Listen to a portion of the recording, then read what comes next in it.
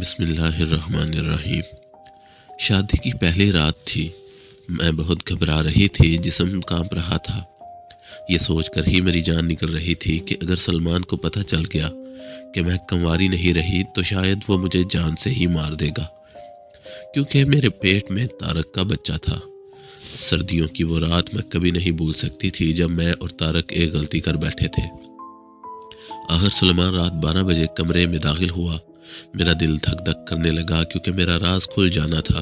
फिर सुहाग रात का आगाज हुआ तो अचानक मेरा शोहर मेरा जिस्म देखकर आग बगोला हो गया। और मेरी किरण मेडिकल की स्टूडेंट थी, क्योंकि उसे डॉक्टर बनने का शौक था, इसलिए मेडिकल कॉलेज में एडमिशन लिया और दिल लगाकर पढ़ने लगी।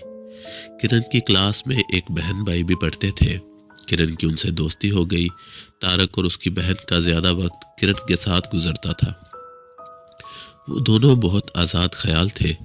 किरण और तारिक एक दूसरे को पसंद करने लगे और मेडिकल की तालीम के बाद शादी का प्लान भी बना लिया।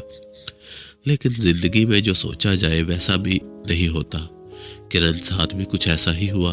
एक रात उस लड़की का सब कुछ बर्बाद कर दिया। उसकी ज़िंदगी में ऐसी भयानक रात आई कि सब कुछ बर्बाद हो गया। तारक बहुत जज्बाती लड़का था। वो शादी से पहले के जिनसी ताल्लुक को वक्त की ज़रूरत समझता था, लेकिन किरण ने उसका ऐसे किसी भी मामले में साथ ना दिया। जब भी वो ऐसी बात करता, किरण शर्म महसूस करने लगती और उसे एक हद में रखती थी, लेकिन फिर भी जब उसे मौका मिलता वो कोई ना कोई शरारत ज़रूर कर लेता था। उसका सब्र जवाब दे रहा था और किरण तारक को खुद से दूर भी नहीं करना चाहती थी और पास भी नहीं आने दे रही थी। कभी कभी वो खुद इस कश्मकश में मुब्तला हो जाती कि क्या उसे तारक की बात मान लेनी चाहिए। एक साल बीत गया और एक हफ्ते की छुट्टी आई तो सबने बाहर घूमने का प्रोग्राम बना लिया। इस तरह किरण, तारक, उसकी बहन नबीला और एक कज़न हाशिर कागान के लिए रवाना हुए। उन्होंने खूब एंजॉय करने का सोच रखा था, लेकिन ना जाने क्यों एक अनजाना सा खौफ किरण को घेरे हुए था। उसे लगता था जैसे कुछ बुरा होने वाला है। होटल में एक ही कमरा लिया गया। किरण ने एतराज़ किया कि हम लड़कियों के लिए अलग कमरा होना चाहिए, लेकिन तारक ने हंसकर टाल दिया। खैर, सब थके हुए थे, इसलिए कुछ ही देर के लिए आराम करने लगे। फिर तारक ने किरण को साथ लिया और कुछ ज़रूरी अरेंजमेंट के लिए बाहर आ गए। उन्हें एक गाड़ी चाहिए थी और कुछ कैंपिंग का सामान भी। होटल के कमरे में नबीला और हाशिर अकेले थे। 1 घंटे बाद दोनों वापस आए तो होटल के पास पहुंचकर तारक को कुछ याद आया और किरण को कमरे में जाने का कहकर वापस बाजार चला गया। किरण होटल में दाखिल हुई और अपने कमरे की जानिब बढ़ी, लेकिन जैसे ही कमरे का दरवाज़ा खोलने के लिए हाथ बढ़ाया, अचानक रुक गई। कमरे में नबीला और हाशिम एक शर्मनाक खेल में मसरूफ़ थे। ऐसी आवाज़ें आ रही थीं कि किरण समझ गई कि पिछले 1 घंटे से कमरे में क्या चल रहा था। किरण को कुछ समझ ना आया कि अब क्या करे, इसलिए होटल के लाउंज में बैठकर तारिक का इंतज़ार करने लगी। आधा घंटा बाद तारिक आया तो उसने पूछा कि बाहर क्यों बैठी हो। किरण कहने लगी, कुछ नहीं, मैं तो आपका इंतज़ार कर रही थी। लेकिन अब किरण घबरा भी रही थी कि कहीं अभी तक कमरे में वही चक्कर ना चल रहा हो, क्योंकि कुछ पता नहीं था कि तारक का रद्द-ए-अमल क्या होता। तारक ने किरण से चाबी ली और कमरे का दरवाज़ा खोला तो किरण का दिल धक धक कर रहा था, लेकिन अंदर का मंजर देखकर किरण को सुकून मिला। नबीला नहा रही थी और हाशिर बेड पर लेटा सो रहा था। तारक भी शरारत के मूड में था और किरण को बाहों में भर लिया। वो बेचारी घबरा गई कि कहीं हाशिर ने देख लिया तो। तारक ने हाशिर को जगाया और तैयारी करने का कहा। नबीला नहाकर बाहर आ गई और हाशिर को देखकर मुस्कुरा रही थी।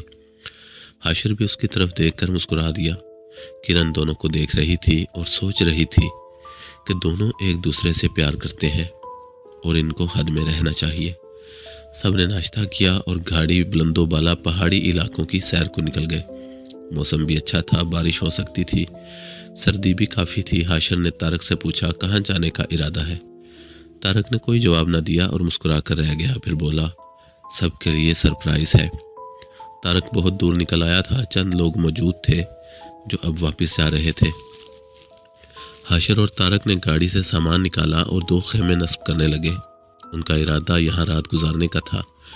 किरण कुछ अपसेट सी थी। वो नबीला के साथ कुछ दूर बैठी खूबसूरत नज़ारों में खोई हुई थी। अचानक किरण ने नबीला से कहा, तुम हाशिर को कुछ ज़्यादा ही डील दे रही हो। मुझे सब पता है, हमारे जाने के बाद तुम दोनों कमरे में जिस काम में मसरूफ थे, इसका अंजाम अच्छा नहीं होना। नबीला ने बेशर्मी की इंतहा करते हुए कहा, क्या बताऊं यार, तुम लोग 1 घंटा और लेट आ जाते तो। फिर दोनों खिलखिलाकर हंस पड़ी और नबीला ने कहा, डोंट वरी, हाशिर ने प्रोटेक्शन यूज़ किया था। तारक को अपने पास आता देखकर दोनों खामोश हो गई। फिर सब खेमों में अपना अपना सामान सेट कर रहे थे कि बारिश शुरू हो गई। वो लोग खेमों में दुबक कर बैठ गए। सब ने दोपहर का खाना खाया। तब तक बारिश भी रुक चुकी थी। फिर अपना अपना मुख्तसर सामान लिया और एक पहाड़ी की तरफ बढ़े। हाशिर और नबीला आगे थे और थोड़े फासले पर किरण और तारिक आ रहे थे। दरख्तों और पौधों की बहुतात थी। नबीला और हाशिर बहुत आगे निकल गए। किरण थक गई और तारिक से कहा, कुछ देर सांस ले ले।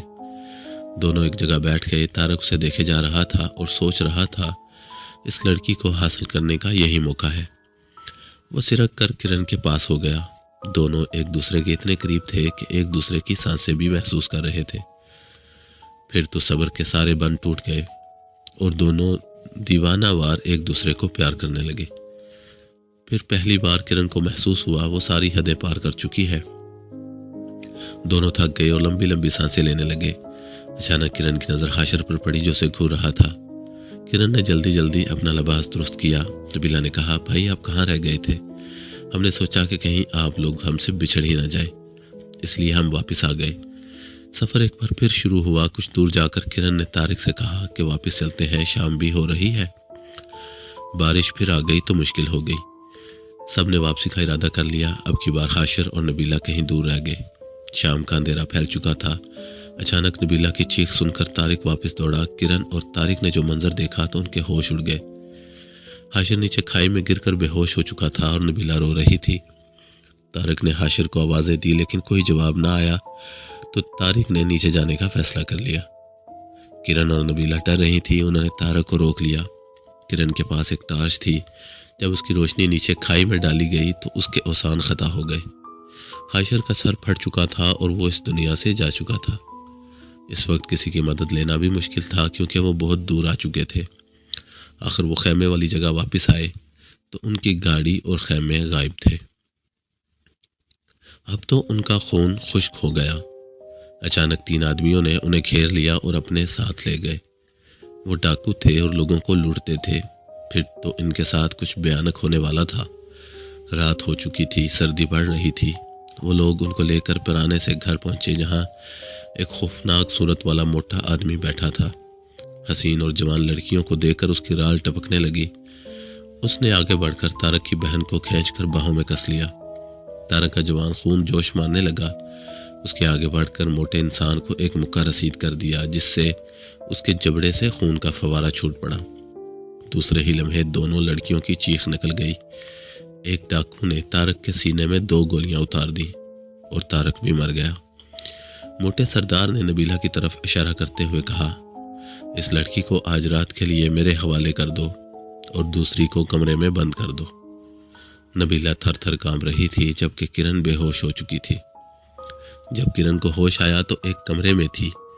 उसने कमरे का जायजा लिया तो उसकी नज़र एक अध खुली खिड़की पर पड़ी। अब किरण के पास 2 रास्ते थे। अगर वो भाग जाती तो जान बच सकती थी। दूसरा, उनके रहमो करम पर रहती तो वो दरिंदे उसका जो हशर करते। वो सोचकर काम गई। जल्दी से उठी और खिड़की से बाहर झांका तो चांद की हल्की रोशनी में एक रास्ता नीचे जाता नजर आया। किरण खिड़की से निकलना चाहती थी कि नबीला की दर्द भरी चीखों की आवाज़ सुनकर उस पर सख्ता तारी हो गया। वो जालिम नबीला की इज्जत से खेल रहे थे। किरण ने जल्दी से बाहर छलांग लगा दी। वो तेजी से उस तंग रास्ते पर चली जा रही थी। उसका जिस्म अभी तक कांप रहा था और सर्दी भी पड़ रही थी। वो रुके बगैर चलती रही। आखिर एक सड़क तक पहुंच गई। दूर एक गाड़ी की हेडलाइट्स नजर आ रही थी लेकिन सुनसान सड़क पर पहुंचते ही लड़खड़ाकर गिर पड़ी और बेहोश हो गई। जब उसे होश आया तो सुबह हो चुकी थी और एक घर में थी। वो जहनी तौर पर अपसेट हो चुकी थी। उसका दिमाग काम नहीं कर रहा था। अचानक एक औरत अंदर आई और उससे पूछने लगी तो किरण ने जो बीती सब बता दी। हाशिर और तारिक जान से जा चुके थे। नबीला का क्या बना होगा कोई कुछ नहीं कह सकता था। उस औरत ने मुझे एक आदमी के साथ शहर रवाना किया। यूं मैं लुटी फटी अपने घर पहुंच गई। हाशर, तारक और नबीला की तलाश में पुलिस गई, लेकिन कुछ हाथ ना लगा। 1 महीना गुजर गया। किरण की तबीयत खराब रहने लगी। उसका इलाज हुआ और वो काफ़ी बेहतर हो गई। इस सारी बात को किरण ने राज में रखा कि कैसे वो तारक के हाथों अपनी जवानी लुटा चुकी थी और कैसे उनको अगवा किया गया। उसने बस इतना बता दिया, वो उनसे बिछड़ गई थी। सलमान उसका कज़न था और उसे चाहता भी था। उसने किरण के रिश्ते के लिए अपने वालिदैन को भेजा तो किरण के माँ बाप ने उसका रिश्ता तय कर दिया। किरण तारक की मौत को भुला ना पाई थी, क्योंकि तारक उसकी पहली मोहब्बत था। शादी के दिन करीब आ रहे थे, लेकिन किरण गुमसुम थी। अचानक उसे अबकाइयाँ आने लगी तो उसे होश आया और वो वॉशरूम दौड़ पड़ी। उसका दिल थक कर रह गया। वो मेडिकल की स्टूडेंट थी, लेकिन पढ़ना छोड़ दिया था। वो समझ गई कि अब वो कंवारी नहीं रही थी, वो हामला हो चुकी है। उसके पेट में तारक का बच्चा था। शादी की रात वो कमरे में बैठी यही सोच रही थी कि अब क्या होगा। थोड़ी देर बाद सुलेमान सुहाग की सेज पर आने वाला था। किरण का दिल जोर जोर से धड़क रहा था, क्योंकि उसका राज खुलने वाला था। सलमान बच्चा नहीं था कि उसे पता न चलता। अचानक कमरे का दरवाज़ा खुला और सलमान अंदर दाखिल हुआ। किरण सुहाग रात के खौफ से पसीने में भीग चुकी थी। एक कयामत आने वाली थी। सुलेमान उसके करीब आ गया और उससे बातें करने लगा। वो सिर्फ सर हिलाकर जवाब दे रही थी और वो लम्हा भी आ गया जिसका डर था। सलमान ने उसे बाहों में भर लिया और उसे प्यार करने लगा। वो किरण का दीवाना था। अब उसकी दिली मुराद पूरी हो रही थी। फिर वो हुआ जिसका डर था। अचानक सलमान ने महसूस किया कि उसकी बीवी कंवारी नहीं। वो परेशान हो गया कि ये सब क्या है। उसने सवालिया नज़रों से किरण की जानिब देखा तो वो सर झुकाकर बैठ गई। सलमान ने लिबास पहना और जाने लगा तो किरण उसके सामने खड़ी हो गई। किरण की आंखों में आंसू थे। सलमान ने कहा, किरण अब क्या रह गया है, तुमने मेरा दिल तोड़ दिया है। लेकिन किरण ने कहा, पहले आप मेरी बात सुन लें, फिर जो फैसला करें मुझे मंजूर होगा। किरण ने इस पर जो बीती सब क्या सुनाई और सिसकियां भरने लगी। सलमान उसे हैरत भरी निगाहों से देख रहा था। वो सोच में पड़ गया, इस लड़की ने कितने दर्द भरे लम्हे गुजारे हैं। मोहब्बत में इंसान अंधा हो जाता है और बहुत सी गलतियां कर लेता है। ऐसे ही किरण भी ये गलती कर चुकी है जो उसके पेट में पल रही थी। वो रात ऐसे ही गुजर गई। अगली सुबह किरण का सलमान से सामना हुआ तो वो सर झुकाए परेशान खड़ी थी। सुलेमान उसके पास आया और बोला, किरण रात वाली बात की माजरत चाहता हूँ। तुम मेरी जिंदगी हो, मैं हर मुश्किल में तुम्हारे साथ हूँ। किरण की आंखों में आंसू आ गए और वो सुलेमान से लिपट गई और एक बहुत बड़ा बोझ उसके दिल से उतर गया।